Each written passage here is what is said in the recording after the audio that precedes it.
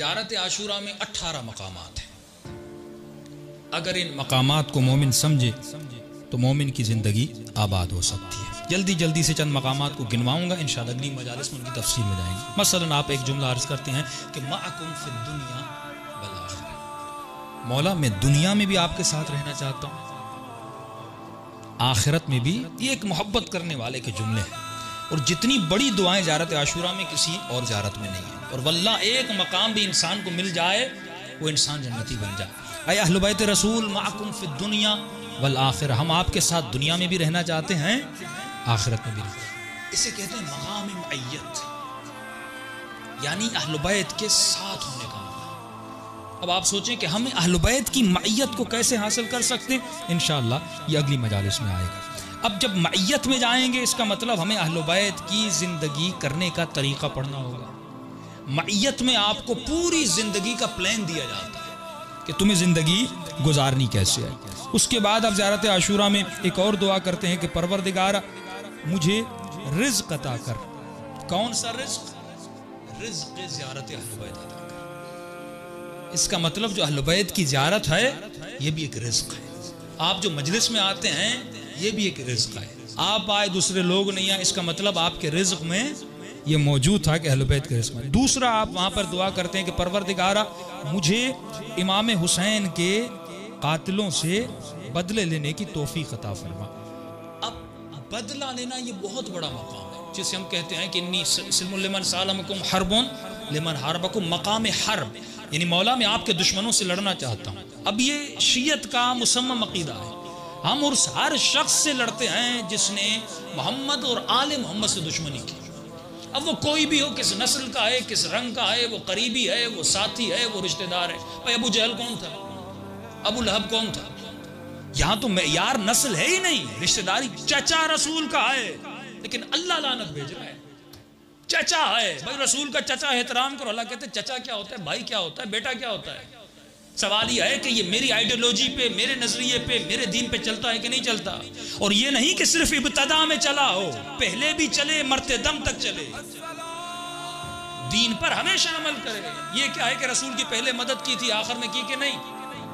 पहले रसूल की मदद की लश्कर में और आखिर में फतवा लिख रहे हैं कि हुसैन वाजिबुल कत्ल है। मैं इसको सलाम भेजूं, मैं इसका एहतराम करूं, पर मैं दीन आखिर तक इसका बचा होना चाहिए। और इंसान, ये कितना बड़ा मकाम बदला, इंतकाम।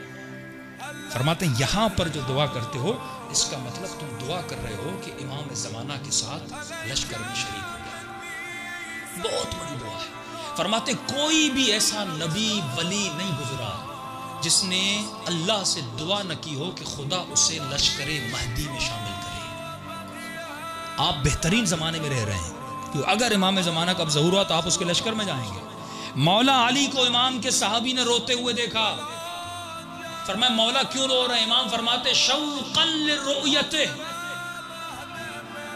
अपने महदी बेटे को देखने के शौक से रो रहा। उसका चेहरा कब देखूंगा, वो कब आएगा। छठे इमाम के लिए मिलता है छठे इमाम। अजीब जुमला। फरमाते इमाम के दो लिबास होते थे, लिबास से हुज़्न, जब मौला को गम आता था तो एक लिबास पहनते थे, खुशी आती थी तो एक लिबास पहनते थे। साहबी जब मिलने जाता है तो छठे इमाम ने लिबास से हुज़्न पहना हुआ था, गम का लिबास। और इमाम के हाथ में इसी तरह एक डायरी थी या किताब थी, इमाम उसको पढ़ रहे थे, रो रहे थे। तो किसी ने कहा मौला क्यों रो रहे हैं? फरमाया ये किताब मुझे मेरे बाबा अली से मिली है। इस किताब में हमारे बेटे 12वें बेटे के अहवाल लिखे हुए, हालात लिखे हुए। उसके हालात को पढ़ के रो रहा हूं कि मेरे उस बेटे पे क्या गुजरेगी। इस पे भी आऊंगा कि इमाम ज़माना पे क्या क्या गुजर रही है जिनसे हम वाकिफ नहीं है।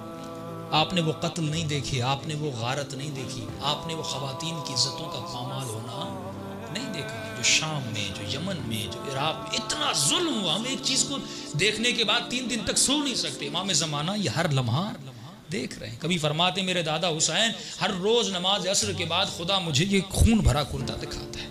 ये मजालिम, ये जुल्म इमाम अपनी आंखों से देख रहे हैं। उस इमाम पे क्या गुजर रही है, 1000 सालों से देख रहे हैं। छठे इमाम फरमाते मैं उसके हालात को पढ़ रहा हूँ और रो रहा हूँ। और जब भी इमाम का नाम आता था छठे इमाम अपने बेटे के एहतराम में खड़े हो जाते थे। कि इतना मकाम इमाम ज़माना का। मकाम क्यों है?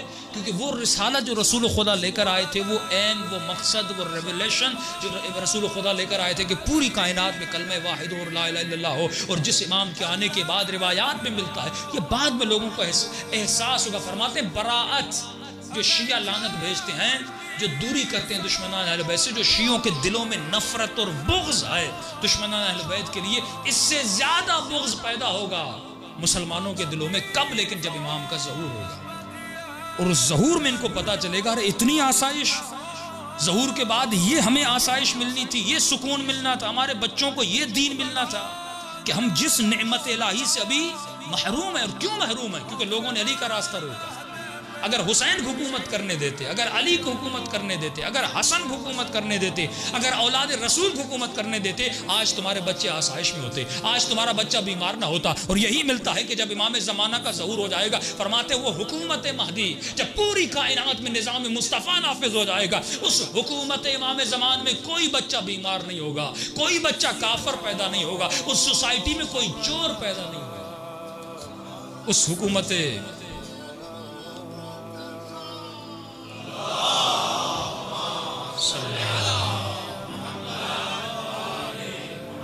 उस हुकूमत इमाम में कोई इंसान भूखा रात को नहीं सोएगा। इनको पता नहीं इन्होंने खुद को किस चीज़ से महरूम, हम क्योंकि दर्द है ना शियों में, हमें पता है इन्होंने अहले बैत को हुकूमत करने नहीं दी और हम किस नेमत से महरूम हो गए।